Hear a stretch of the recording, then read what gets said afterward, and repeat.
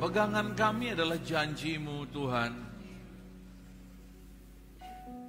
Karena itulah kekuatan kami, kekuatan percaya kami kepadamu, Tuhan.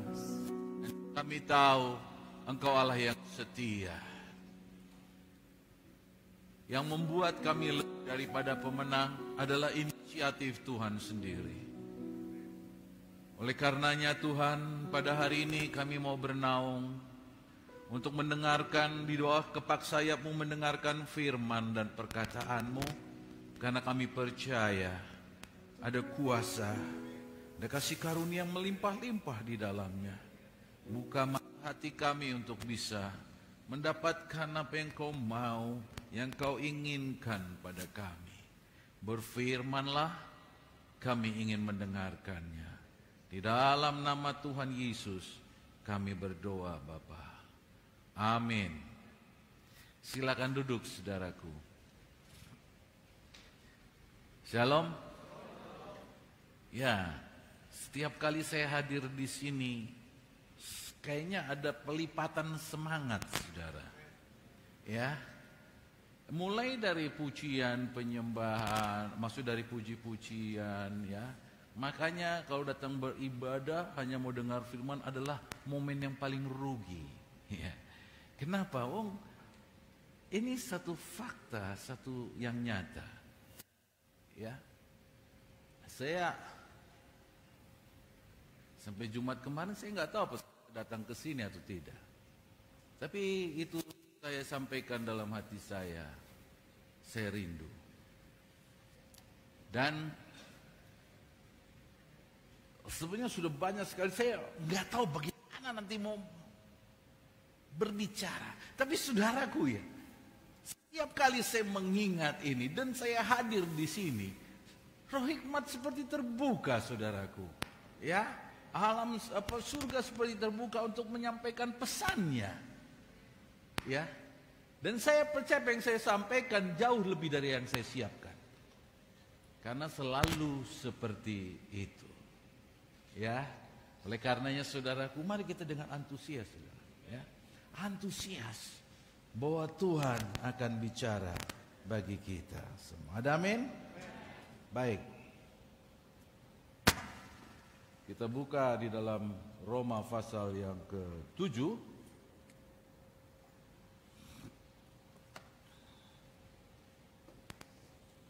Roma pasal 7.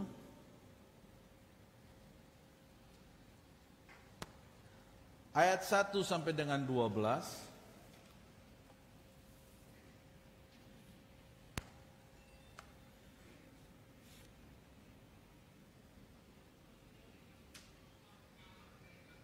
Kalau sudah dapat, saya akan bacakan yang ganjil, saudara yang genap, demikian bersama-sama. Apakah kamu tidak tahu, saudara-saudara, sebab aku berbicara kepada mereka yang mengetahui hukum, bahwa hukum berkuasa atas seseorang selama orang itu hidup.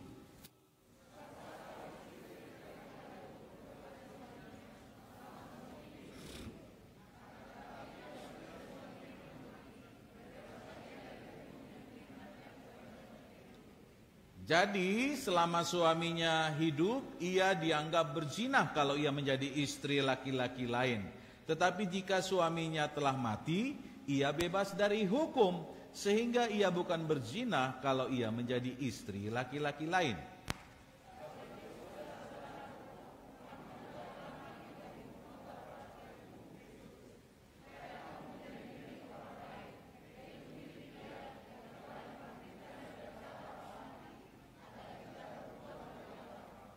Sebab waktu kita masih hidup di dalam daging, hawa nafsu dosa yang dirangsang oleh hukum Taurat bekerja dalam anggota-anggota tubuh kita agar kita berbuah bagi maut.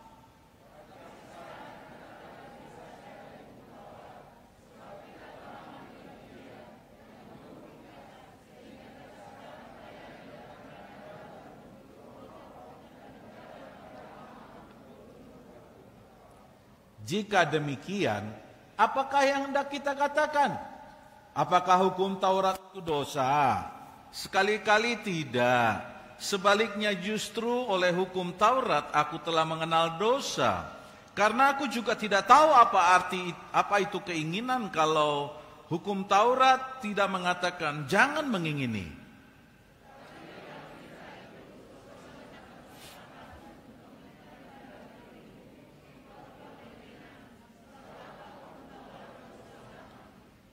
Dulu aku hidup tanpa hukum Taurat, akan tetapi sesudah datang perintah itu, dosa mulai hidup.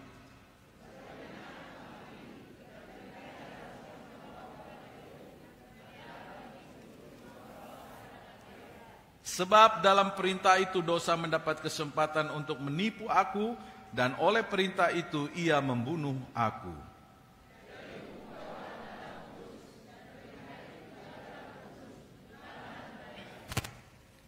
Didasari, berbahagia adalah mereka yang mendengar firman Tuhan, bukan hanya membacanya dan merenungkannya serta melakukannya. Ada amin? Saudara, didasari dari sesuatu pemikiran pergumulan. Begini, kenapa ya berita tentang pengenalan akan Kristus itu bagi kebanyakan orang biasa-biasa aja, nggak antusias gitu loh, ya? Apalagi orang yang sudah diselamatkan itu kayaknya nggak seantusias. Saya mau kasih tahu saudaraku, kekuatan daripada keselamatan itu akan diuji dalam waktu, tekanan, dan beban. Dan seringkali di situ akan kelihatan gimana, di mana firman itu udah berbuah atau belum. Kalau hanya kata-kata itu gampang. Karena saudaraku, saya percaya ada transisi yang belum selesai di dalam gaya perjanjian yang lama terhadap gaya perjanjian baru. Dan transisi ini jarang dijelaskan dengan matang sehingga orang menghidupi itu terus. Apa yang dimaksud? Makanya secara khusus Paulus mengajarkan apa bedanya antara Taurat dan kasih karunia. Sampai Paulus katakan, nanti kalau saudara baca dalam pasal 7 ayat selanjutnya, ya, sebab aku dapati di dalam diri, ya, ada dua kuasa yang bekerja, ya. Akal budiku aku melayani hukum Tuhan, hukum Taurat. Tetapi di dalam dagingku ada hukum dosa yang begitu mengikat aku. Dan hukum dosa ini hidup ketika aku memahami kebenaran hukum Taurat. Itu yang dikatakan. Tadinya aku nggak tahu apa artinya mengingini. Ketika hukum Taurat bukan mengingini, mulai makin muncul. Bukan satu keinginannya kawan, ya. Makin muncul setelah tahu ada keinginan, jadi 1000 yang muncul, bukan satu. Saudara bisa pahami itu kan? Tapi jangan salah, waktu ngomong begitu, dia belum mendapati kasih karunia seperti gitu. Tapi ketika dia dapat kasih karunia, dia akan cerita yang lain. Jadi disimak dulu sampai selesai. Jadi seperti itu saudaraku. Ya. Makanya dikatakan satu frase yang ini mungkin benar lah ya. Saudara, kalau saudara berdasarkan pada keinginan gak ada ujungnya. Keinginan ujungnya langit. Ada yang bisa ukur ujungnya langit? Gak ada. Ya. Kalau saudara punya keinginan gak pernah berhenti. Terus. Ada yang bagus, ada yang tidak bagus. Nah, hukum dosa yang bekerja dalam daging ini membawa keinginan yang tidak bagus, makin hidup. Jadi hukum Taurat ada untuk membuat manusia sadar, ya, betapa dirinya waktu jatuh di dalam dosa oleh Adam itu ada yang lengket, yaitu hukum dosa yang berkuasa. Dan itu sudah nampak, dunia ini mengajarkan anak-anak nggak usah diajarin bohong nggak. Kapan dia bohong? Ketika terjepit. Dan itu sudah hukum, ya kan? Ya, Kalau anak-anak udah terjepit, nggak tahu lagi bohong apa enggak? Enggak. Bohong. Enggak ada. Iya. Pokok bohong. Nggak usah ada sekolahnya. Justru sekolah mengajari supaya jangan bohong. Tapi hukum dosa mengeluarkan yang namanya bohong. Kenapa ini bunyi-bunyi terus? Udah tua kali, udah berumur nih. Ya. Jadi kita harus sadar itu, saudaraku. Ada hukum yang menguasai kita. Makin kita tahu Taurat, makin keluar. Akhirnya disimpulkan sebagian orang, jahat kali hukum Taurat ini, Dam. Ya, membuat aku jadi ini hukum dosa jadi jadi merajalela. Saudara, kalau nggak ada hukum Taurat, kau nggak tahu apa artinya dosa. Ketika kau nggak tahu artinya dosa, kau nggak merasa perlu kasih karunia, kau nggak akan perlu itu. Makanya dikatakan, akhirnya dalam pembacaan kita, jangan salahin hukum Taurat, kawan. Hukum Taurat itu kudus.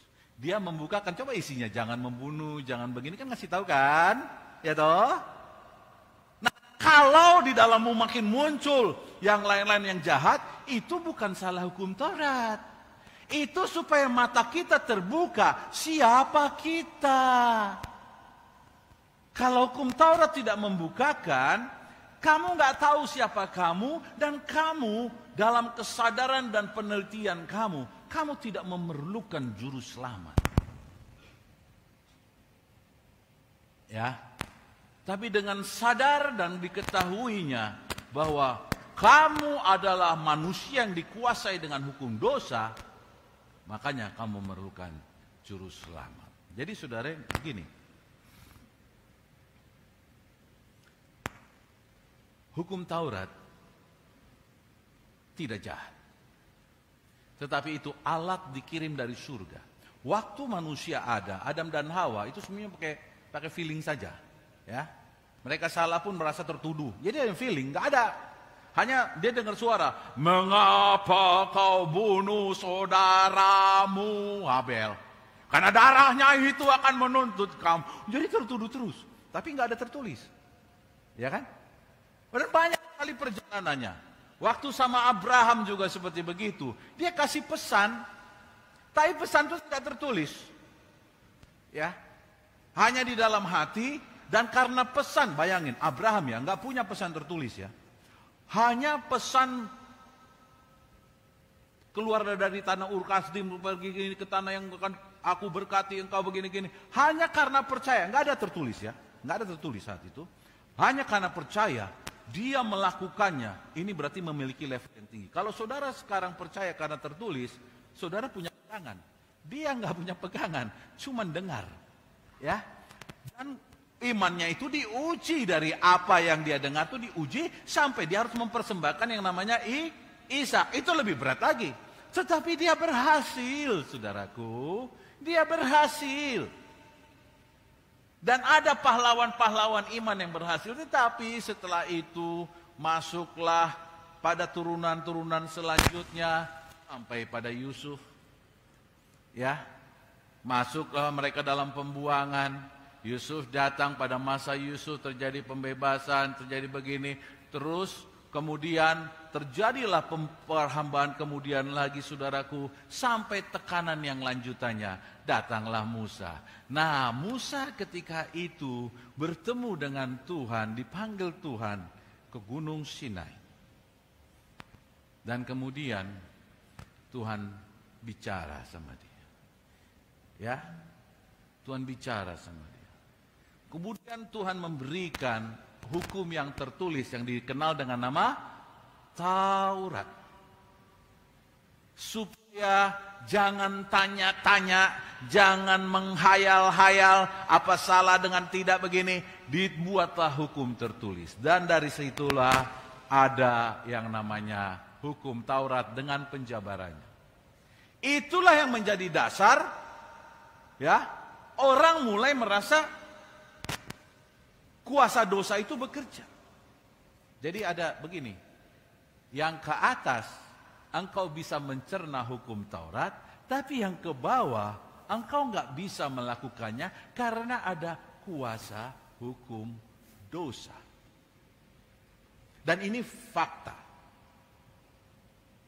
Kalau dibilang, kalau gitu cabut aja lah hukum Taurat supaya jangan kuasa dosa itu jangan. Oh, nggak bisa. Pada masa Tuhan Yesus, ya, di dalam Matius pasal 5, antara Yesus dengan Taurat. Oh, Tuhan Yesus bilang begini, satu iota dari hukum Taurat jangan coba-coba kau beritakan tanpa itu ada. Artinya, this is serious. Hukum Taurat adalah pemberian yang serius dari surga. Tapi bahkan Tuhan Yesus bilang begini, itu belum ada apa-apanya sebenarnya. Maksudnya apa? Begini. Kalau dikatakan dalam hukum Taurat, jangan membunuh, maksudnya begini. Hukum Taurat katakan jangan membunuh. Nah, Tuhan Yesus bilang gini, itu masih kecil kalau kamu mau tahu apa yang terjadi di surga. Marah pun engkau, ya, engkau marah, engkau sudah masuk, harus dihukum.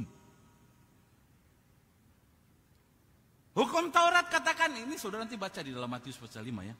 Hukum Taurat katakan apa? Jangan berzina. Bukan cuma berzina. Engkau lihat wanita saja dan begini ya. Bang, kamu sudah kena hukum. Tadinya orang pikir malah lebih enteng, hukum Taurat sudah berat, padahal belum apa-apa, ya. Karena masalahnya itu ada di dalam. Hukum Taurat itu menolong untuk membukakan, dan itu masalahnya ada di dalam. Kalau engkau ingin membunuh, itu membunuh perbuatan ya, entah pakai pisau, entah pakai gini. Tetapi dari dalam, engkau mulai marah pun, akar pembunuhan itu sudah mulai bekerja. Karena dari situlah hukum dosa bekerja. Dikasih tahu, ya, kalau hukum Taurat itu pengetahuan. Tapi sebenarnya Tuhan Yesus katakan, itu berkuasa mulai dari sini. Mulai dari hati. Apa jangan cuma marah, membenci pun udah masuk kategori itu. Padahal dalam kehidupan nyata sekarang membenci hal yang biasa enggak? Membenci hal biasa enggak? Enggak, kalau di jemaat ini baik-baik semua. Di luar biasa enggak? Biasa toh. Marah hal biasa enggak? Oh enggak, jemaat ini baik-baik. Tapi di luar sana marah-marah. Padahal itu terjadi karena kuasa dosa itu.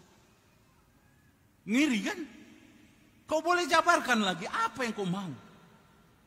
Ya, hormatilah Tuhan Allahmu dan begini. Nanti dikatakan begini, engkau dia mengingini engkau berdoa tengah malam kau nggak menghormati dia. Contohnya begini, kalau sekarang jam 1 ajudan presiden telepon kamu dan besok jam 5 kamu harus berangkat begini-begini, mau nggak? Mau nggak? Kenapa waktu Tuhan ngomong nggak mau? Bukti kamu belum menghormati Tuhan. Kenapa kamu mau waktu presiden ajudannya nelpon? Karena aku menghormati Pak Presiden. Jadi kalau mau dijabarkan, saudaraku, masalahnya ada di sini. Di sini masalahnya kawan. Boleh diam-diam tapi hati siapa yang tahu? Kecuali Tuhan. Dan disitulah si jahat, kecuali Tuhan dan si jahat itu yang tahu hati. Makanya dia langsung numpang di situ. Biarin kau berpikir, bahkan khotbah bagus-bagus, biarinlah itu keluar dari otak itu. Ya. Tetapi ketika bicara dengan hati, makanya khotbah yang bagus itu keluar dari hati. Jangan dari sini, dari hati. Dan sayangnya saudaraku, sangat sayang. Minta maaf saya harus sampaikan. Gereja itu memandang kasih karunia adalah pengetahuan. Selevel dengan Taurat, sehingga suruh pilih mau Taurat atau kasih karunia. Salah. Saudara baca enggak tadi? Hah? Apakah kasih karunia dalam Kristus dengan Taurat itu selevel? Di situ dikatakan, kamu telah mati bagi hukum Taurat dan kamu hidup bagi hukum Allah. Kasih karunia. Maaf, tidak selevel. Itu digantikan. Sayangnya dikumandangkan terus, saudaraku. Diingatkan terus, setiap saat ingat, tapi nggak dikasih solusi. Ya, saudara-saudara, dengarkan hukum Taurat berkata, hormatilah Tuhan Allahmu. Ini, jangan mengingini sesamamu, jangan mengingini milik sesamamu, jangan begini, jangan terus diingatin. Tapi solusinya nggak dikasih. Nanggung sekalian aja, jangan marah, jangan begini, matamu. Bahkan Tuhan Yesus begini, kalau tanganmu salah, lebih baik itu sebenarnya pernyataan antagonis. Bukan disuruh motong, saudaraku, tetapi beginilah, ya, beginilah syarat kekudusan di sana, syarat surga. Lebih baik kau masuk dengan tangan buntung atau sebagian dari tubuhmu nggak ada daripada lengkap kau nggak masuk. Itu artinya, itulah standarnya. Hukum Taurat masih di bawah persyaratan. Itu saja udah stres. Dan itu terus dibilang, pokoknya kamu jangan. Salah, saudara. Saudara harus lihat, akar permasalahan itu ada di hati. Ada di hati. Dan waktu Tuhan Yesus mati, bangkit, dia masuk ke mana? Dalam Roh Kudus masuk ke mana? Ke hati. Karena tahu akarnya ada di hati.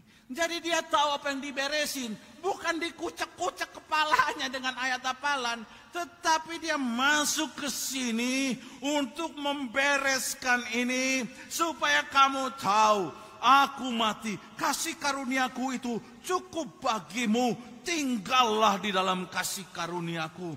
Saudara yang kekasih, apa yang terjadi? Ketika orang mau membunuh, ada niatannya dari awal kan, kesel, marah, benci. Maksudnya itu kan bawaannya sampai tingkat membunuh akhirnya kan. Kan kalau membunuh yang berencana kan gitu tuh. Ya, pelajarilah itu. Ya, ada kebencian, ada begini sangat gini. Kasih karunia. Ketika kau datang sama Yesus, hatimu disentuh dan diubahkan. Pertama yang dia lakukan, dia katakan, aku mati bagimu dan bagi dia juga. Aku mati bagi dia. Kenapa kau benci sama dia? Aku menebus kamu dan menebus dia juga. Hancurlah hatinya kan? Belum lagi marah, sudah hancur. Dan ketika hancur, dia katakan, Tuhan, yang kurindukan adalah Engkau. Aku rindu. Dan Tuhan mau kasih tahu, masih banyak lagi yang ingin kuajarkan. Makanya makin antusias untuk cari Tuhan. Ketik makanya kebenarannya, setiap orang yang dilahirkan kembali, mereka haus cari Tuhan karena pergumulan di dalam ini.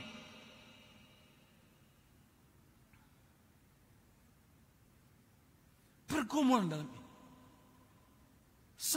Ada yang satu, kamu tidak terikat lagi. Begitu. Jangan, berarti bisa kawin lagi. Bukan itu, bukan mau itu diajarin. Tolong, saya juga bukan ngajarin itu. Itu mau urusan masing-masing ya. Ya kan? Tergantung Tuhan bicara apa lah. Jangan langsung, merdeka, haleluya. Jangan. Ada lagi yang bilang, setelah udah ganti kayaknya tambah seger. Aduh, ngeri sekali. Iya kan? Jangan gitulah. Bukan itu. Ini, makanya itu cuma 5 ayat. Dia lengkap pada saja. Yang ku maksud adalah hukum Taurat. Ketika engkau masih mempercayainya, masih begini, belum ada hukum kasih karunia, engkau terikat di situ.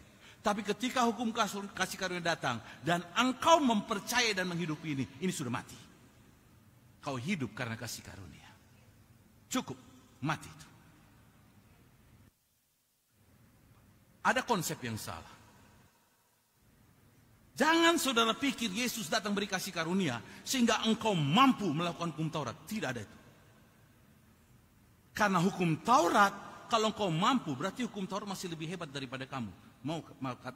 Kebenarannya begini, Yesus datang menggenapi hukum Taurat. Sehingga segala tuntutan hukum Taurat sudah ditanggung oleh Yesus. Supaya kamu bebas dari situ. Dan ketika kamu ikut aku, lebih dari hukum Taurat standarnya. Tapi itu tidak tertulis. Itu ada di hatimu.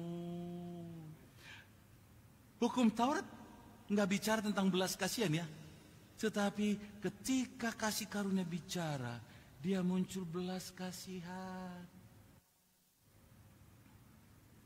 Saya yakin saudaraku, banyak orang belum sungguh-sungguh sama Tuhan. Karena ada satu konsep pemikiran yang gak pas. Mereka berpikir, ya Yesus datang kan untuk nolong aku hukum Taurat. Akhirnya bergumul terus di situ. Bergumul di situ, hari capek, udah males lah. Sama aja ikut persekutuan, gak ikut persekutuan. Mau rayon kayak namanya, sama aja. Masalahku sama saja. Ya, karena kamu salah dalam memahaminya. Dan ini hal dasar yang harus diluruskan di dalam jemaat ini. Ketika kamu mengerti di mana posisi hukum sekarang, tahu saudara sekarang hukum Taurat di mana? Di kuburan bagi saudara. Amin? Kok nggak ada berani? Amin? Di kuburan. Yang hidup apa? Hukum kasih. Standarnya apa? Lebih tinggi dari hukum Taurat. Ya. Karena kamu sudah bebas dari situ.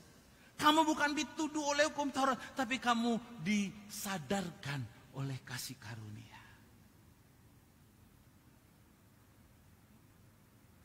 Muncullah selama ini gengsinya. Gengsi kalau mau minta maaf, gengsi. Karena hukum Taurat, siapa aku? Waktu dia dalam kasih karunia sadari, aku lebih daripada itu anakku. Aku bahkan sampai mati. Karena harga diri nggak berguna bagi aku. Asalkan kehendak Bapakku jadi. Nah, kalau dia kayak gitu apa? I'm nothing. Selagi engkau belum hidup dalam kasih karunia, you are still something. You are still somebody. Makanya motivator menyuntik-nyuntik itu saudaraku supaya bang. Tetapi pendeta yang benar bukan suntik itu. Angkat kasih karunia. Itu turun bagimu. Kau tidak ada apa-apanya, tetapi Tuhan buat engkau jadi ada apa-apanya. Amin. Ya toh, sehingga Tuhan nggak pusingkan latar belakangmu. Asal engkau benar-benar mau jadi ciptaan baru, Ia ciptakan kamu ulang. Amin. Jangan ukur orang dari latar belakang. Ukur orang dari pengenalannya akan Tuhan. Orang bisa salah. Ya. Tapi sejauh dia mau kembali hidup dalam kasih karunia. Dan punya sikap yang benar terhadap kasih karunia. Saya mau kasih tahu saudaraku. Tujuannya adalah ingin menyerupai Kristus. Orang yang hidup dalam kasih karunia begitu. Tapi orang yang hidup dalam Taurat. Seperti Paulus katakan. Aku ingin tampil hebat. Ya. Aku ingin jadi orang hebat. Itu bedanya, saudara. Orang yang hidup dalam kasih karunia berkata, hasratku nggak ada untuk jadi orang hebat. Hanya dalam perjalanan dia buat aku jadi hebat, itu kembalikan sama dia. Dialah yang punya itu. Saudaraku, makanya ketika Tuhan mau pakai saudara, saudara diberesin dari hasrat mau jadi orang hebat, digosok saudaraku sampai sakit, digosok terus. Karena bahaya. Kalau kau jadi hamba Tuhan, tetapi sikapmu masih hidup dalam hukum Taurat, Dalam kuasa itu. Bukan karena kasih karunia. Digosok saudara. Gosok. Sampai engkau bisa berkata, tiada yang kuingini di bumi. Apa tuh lagunya tuh? Bisa, terus ya. Tiada yang kuingini di bumi. Selain Tuhan, di surga ya. Selain Tuhan, aku hanya ingin Tuhan. Aku hanya ingin Tuhan. Jangan dinyanyi, bukan itu mau ku nyanyikan. Aku mau ngasih tahu ada begini, saudaraku ya. Ada lagu-lagu yang menolong saudara, tapi saudara ikut pujian juga enggak. Jadi lupa, jadi enggak tahu, ya. Ikut persekutuan juga enggak, jadi enggak tahu ada lagu itu. Makanya jangan jauhi pertemuan ibadah, ada tujuannya saudaraku. Bukan gaya hukum Taurat, nggak tertuduh aku kalau nggak. Masih ada yang nggak ke gereja tertuduh, kau hidup dalam hukum Taurat. Tapi kau nggak ke gereja apa? Rasa yang hilang. Aku mau ke gereja bukan karena takut nanti dilihat ini atau enggak. Memang aku rindu. Bagaimanapun aku usahain, aku rindu. Itu karena kasih karunia. Sampai saking semangatnya, karena rindu yang benar rindu ya, ya. Palang PPKM pun dihantamnya saudaraku, karena rindu kali. Jangan karena takut, kalau karena takut nggak usah saudara kena hukum. Saudara rindu, aku rindu Tuhan. Saudara pada hari ini renungkanlah, sampai muncul di hatimu, aku rindu Tuhan, aku rindu. Yang lain nggak ada arti.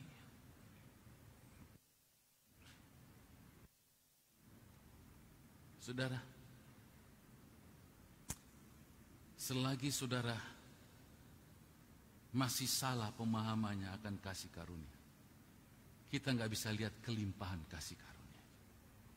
Ya, kita hanya merasa aku sedang diasingkan, aku merasa aku ditinggalkan. Yang ninggalin siapa? Kalau saya, saudara mau ninggalin, tapi Tuhan jangan tinggalkan aku. Iya kan? Karena engkau sumber. Makin aku gitu, makin rapat sama saudara kan gitu. Ya, percayalah. Tapi makin pandangan yang salah, makin jauh saudara.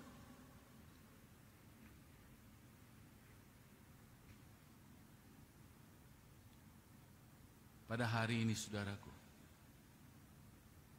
biarlah sesuatu pengertian akan kasih karunia itu bertambah-tambah di dalam kamu. Bahwa kasih karunia bukanlah pengetahuan, tetapi itu adalah pengalaman hidupmu bersama Tuhan. Ingin berpengalaman sama Tuhan, mesti tinggal dalam kasih karunia. Ya, kau akan melihat, ya, ketika pun engkau masuk di dalam lembah yang kelam, atau naik ke gunung yang tinggi, engkau akan mengenal bahwa engkau adalah pilihan Dia. Ya, kadang-kadang kau harus dibawa ke lembah yang kelam supaya tahu engkau pilihan Tuhan. Sebelum naik ke gunung yang tinggi, nanti sombong. Gitu juga saudaraku, orang sombong. Ini pasti kurang kasih karunia pengenalannya. Kan tadi akibat dari hukum Taurat jadi sombong kan? Aku mampu, aku bisa ngomong, aku bisa, aku sudah bisa begini. Tapi kasih karunia, saya nggak merasa punya apa-apa, itu hanya karena kasih Tuhan bagi aku begini. Kalau aku pun bisa begini, itu hanya karena kebaikan. Dia tetap mau menjadi pelayan Tuhan. Dalam kerendahan hati, dia melayani. Ini pelayan-pelayan GKKD kayak gini ya enggak? Amin? Amin? Ya, pelayan-pelayan kayak GKKD kayak gini mestinya. Kalau mestinya artinya belum kan?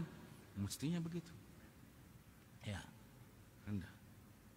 Kalaupun saya bisa, it's not because of me. Bukan karena saya bisa, bukan karena saya kuat dalam kunturan. Kalau saya bisa, hanya karena pengenalanku akan Dia, membuat aku berani bertindak, membuat aku berani melangkah, karena aku percaya sekalipun dunia ini tadinya mau meninggalkan aku tidak akan tinggalkan Tuhan, dan Dia bawa aku lagi. Amin. Oleh karenanya saudara yang kekasih, pada hari ini Bereskanlah dasar-dasar pemahaman ini supaya jangan lagi sebagai orang percaya engkau tidak rindu sama Tuhan. Ini salah satu agar penyebab yang parah. Dari dulu sudah dipenuhi kita dengan gitu, saudaraku. Diperhadapkan dengan ayat tertuduh kita, saudaraku. Padahal dia ada di dalam sini. Dia mau bicara. Kalaupun baca itu cermin, dia bicara di sini. Waktu kau baca jam ini, di sini bicara. Karena aku sayang sama kamu, ku buat itu supaya kau tahu aku mampu membuat kamu bisa seperti. Jadi waktu baca komunikasi, iya nggak? Ya dah, paham maksud saya? Alkitab yang kau baca, jangan kau puter-puter di otak. Ada yang mau bicara di sini, ya.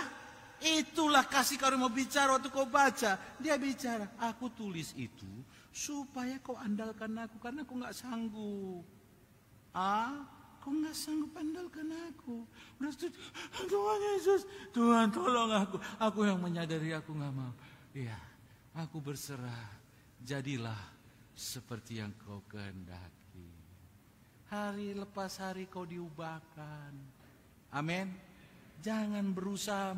Enggak. Pokoknya aku enggak. Berdiri di kaca. Aku orang hebat. Itu ajarannya. Good morning. Apa itu? Bukan salam kegerakan. Salam kegerakan. Super. Apa? Salam super. Sama siapa supernya? Dirimu. Itu enggak cocok. Enggak cocok. Ketika engkau bercermin, kau bisa berkata begini. Kau enggak ada apa-apanya. Tapi Tuhan yang di dalam kamu itu yang luar biasa. Baru sadar. Bukan bilang, aku cantik. Ngapain capek begitu? Ya, bilang, Tuhan, aku seperti gini. Tapi raut dan pandangan dan urapan yang keluar daripadaku. Karena engkau membuat mata orang memandang aku cantik. Walaupun kau lihat nggak cantik di situ, tapi urapan itu akan membuat orang cantik. Ketemu jodoh tuh kayak gitu, ketawa, ya gak? Jangan yang belum punya jodoh, gimana masih gede ini tangannya, masih gimana mas? No. Katakan, Tuhan, aku nggak ada apa-apa. Tapi biarlah keluar daripada aku roh yang kau taruh dalam aku. Hanya yang kau pilih yang tergila-gila sama aku. Jangan semua orang tergila-gila sama aku. Kalau aku udah gak cocok lagi tuh. Yang belum. Kalau saya banyak begini. Yang mau kulayani, yang mau kerja sama-sama aku Tuhan.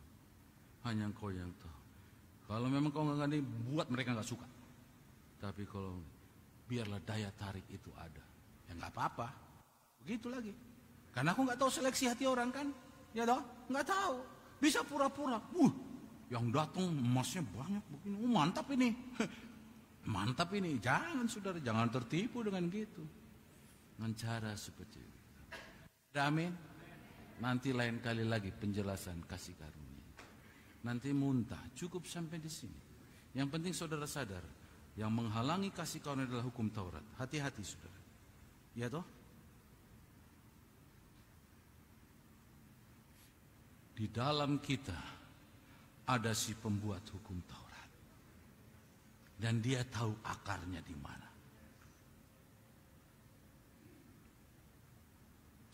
Sebelum saya tutup, baca dulu Roma pasal 7 dan awal Roma pasal 8. Yakni ayat 24. Ayat 23. Tetapi di dalam anggota-anggota tubuhku aku melihat hukum lain yang berjuang melawan hukum akal budiku dan membuat aku menjadi tawanan hukum dosa yang ada di dalam anggota-anggota tubuhku. Itulah hukum dosa di dalam tubuhku karena hukum Taurat yang di dalam kepalaku. Aku manusia celaka, siapakah yang akan melepaskan aku dari tubuh maut ini? Ayat 25, mari kita baca sama-sama. 1, 2, 3. Syukur kepada Allah oleh Yesus Kristus Tuhan kita. Amin. Tapi ayat 26 ini harusnya di atas, saudaraku. Ya, bahwa dia melayani Tuhan dengan akal budiku, tetapi dengan tubuh insaniku aku melayani hukum dosa. Ini pernyataan dari yang atas. Tapi ayat 25 itu di-insert supaya di penjelasannya Roma 8 ayat 1. Demikianlah sekarang tidak ada penghukuman bagi mereka yang ada di dalam. Sebab apa? Roh yang memberi hidup telah memberikan kamu dalam Kristus dari. Amin. Kurang apa? Kurang pengetahuan. Mari datang sama Tuhan.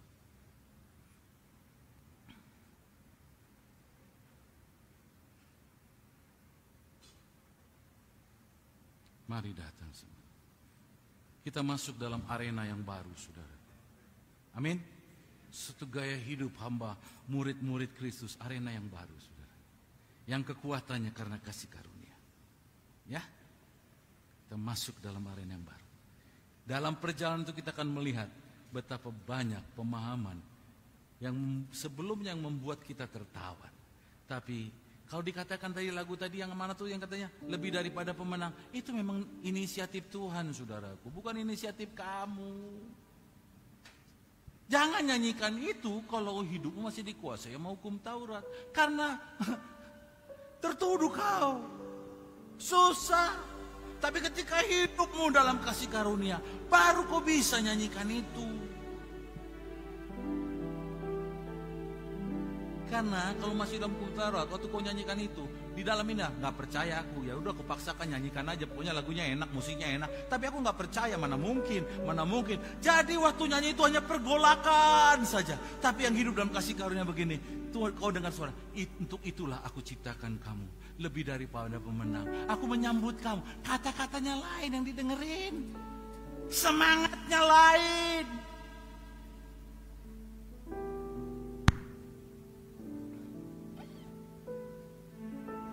Kasih karunia telah memerdekakan kamu dalam Kristus dari hukum dosa dan hukum maut.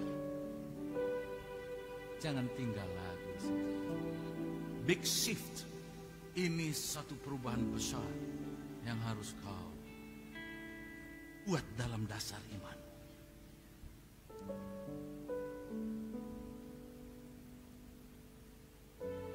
Kalau dunia ini masih menggunakan hukum Taurat, makanya ada hukum-hukum pengadilan, semua pakai hukum Taurat, ya kan? Padahal orang yang percaya ketika kau salaman sudah tertulis di sana. Janjimu sudah tertulis. Kau nggak perlu tulis, aku mau sungguh-sungguh. Kau tempelkan di situ, nggak ada kan? Nggak ada kan?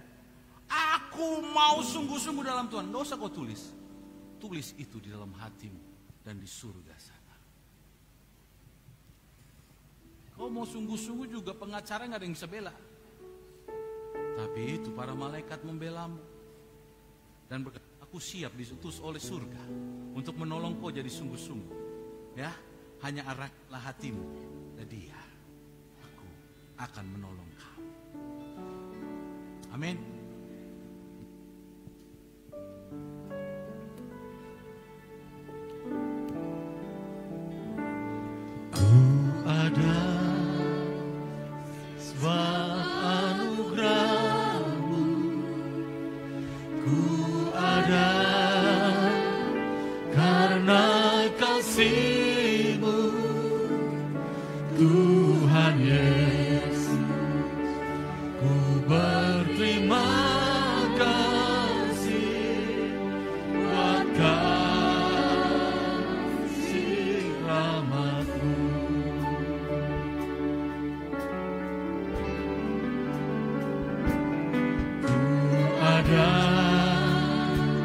Sebab anugerah-Mu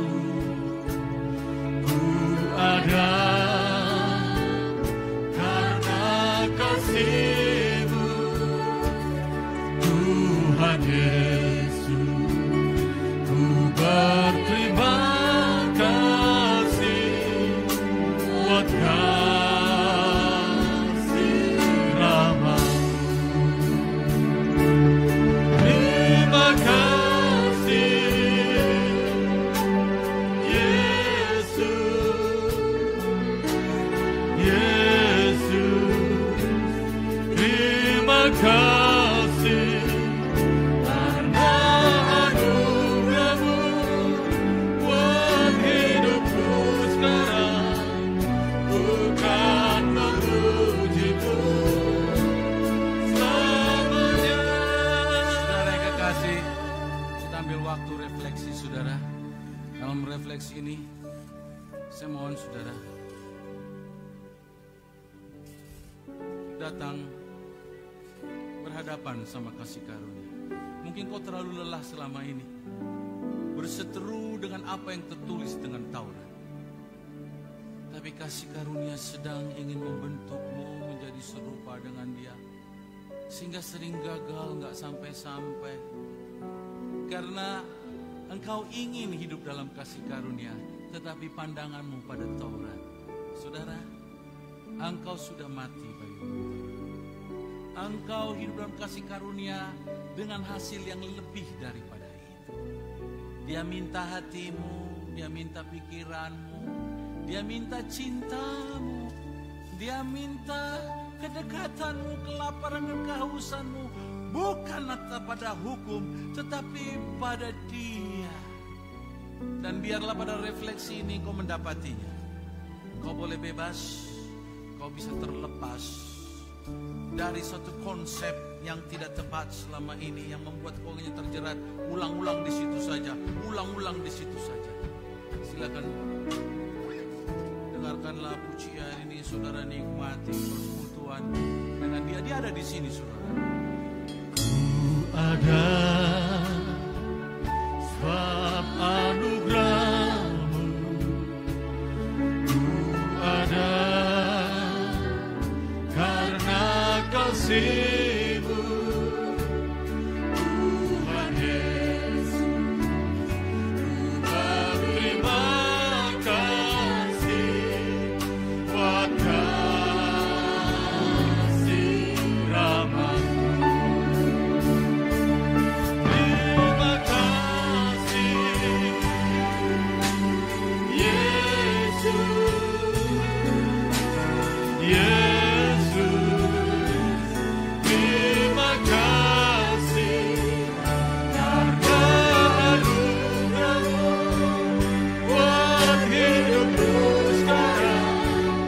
Bukan memuji-Mu selamanya.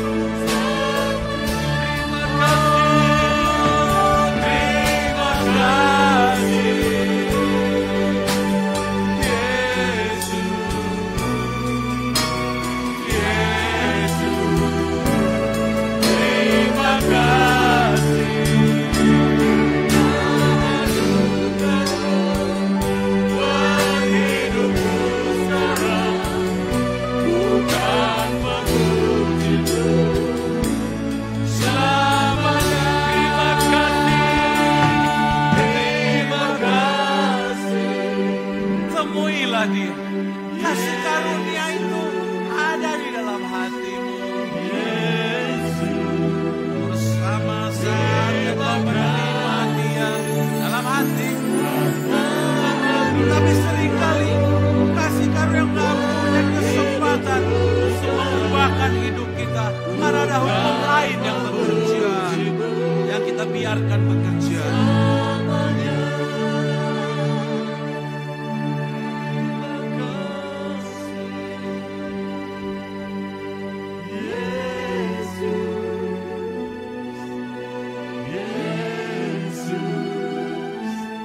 Terima kasih karena anugerah-Mu buat hidupku sekarang.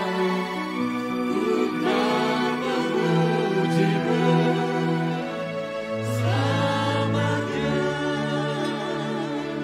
Ketahuilah sudah, kasih karunia melebihi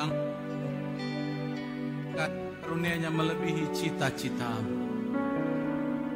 Kasih karunia-Nya melebihi harapan. Dengar baik-baik.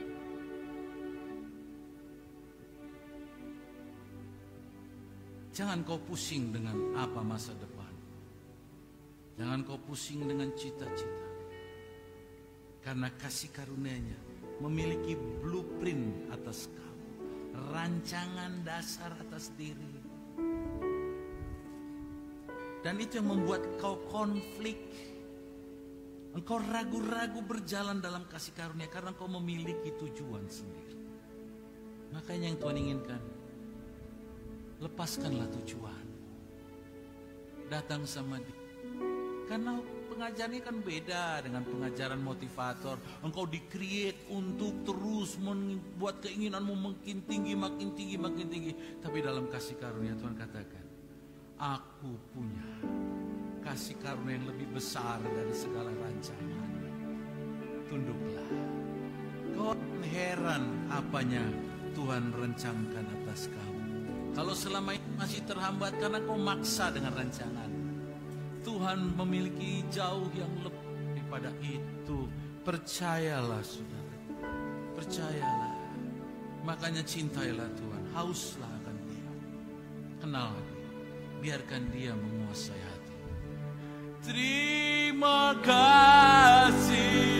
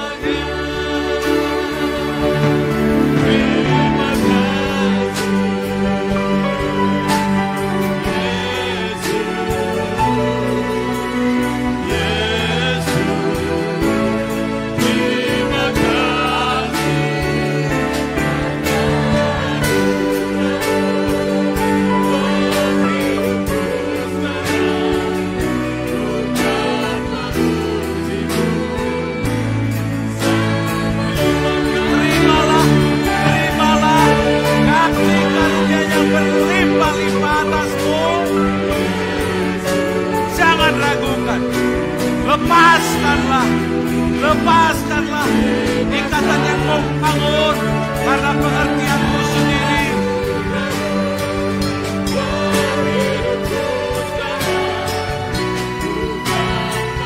Biarlah kau tenggelam di dalam Dia, di dalam rencananya.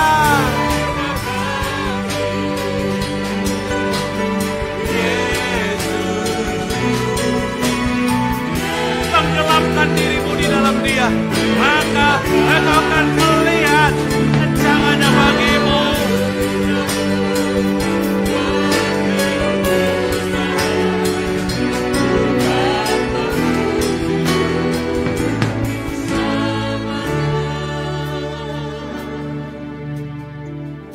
Puaskanlah jemaatmu dengan pengenalan akan Engkau ya Tuhan. Ketika Engkau sudah mendapati jemaatmu, biarlah jemaat boleh melihat kelimpahan kasih karunia yang ada di dalam kedatangan-Mu di dalam hati kami.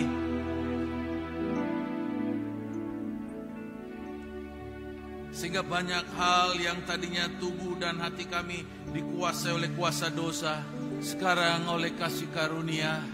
Mungkin kami agak canggung, tapi tolong kami dalam perjalanan itu Tuhan, supaya kami tidak bimbang dan kami boleh dikuatkan bahwa sungguh hanya karena Engkau kami ada, bahwa hanya karena Engkau kami bisa Tuhan. Bahwa Engkau menggantikan cita-cita kami menjadi rancangan yang baru. Sebagai bukti kami sepenuhnya milik Engkau Tuhan. Hidup kami bukannya kami lagi, tetapi Kristus yang ada di dalam kami. Supaya genaplah Kristus punya rencana.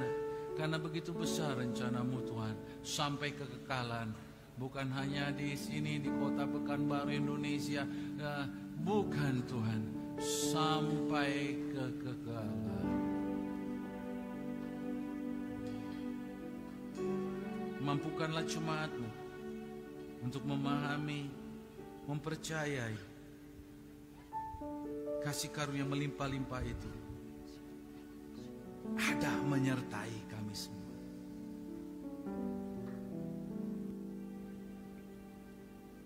Dia menganugerahkan kepada kita segala sesuatu agar kita bisa hidup saleh beribadah sama Dia. Jangan bilang aku tak mampu lagi, tapi karena kasih karunia-Nya aku mampu jadi sungguh-sungguh karena kasih karunia-Nya. Terima kasih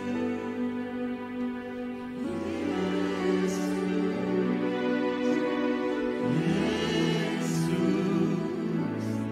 terima kasih karena anugerah-Mu buat hidupku sekarang. Ku kan memuji-Mu selamanya.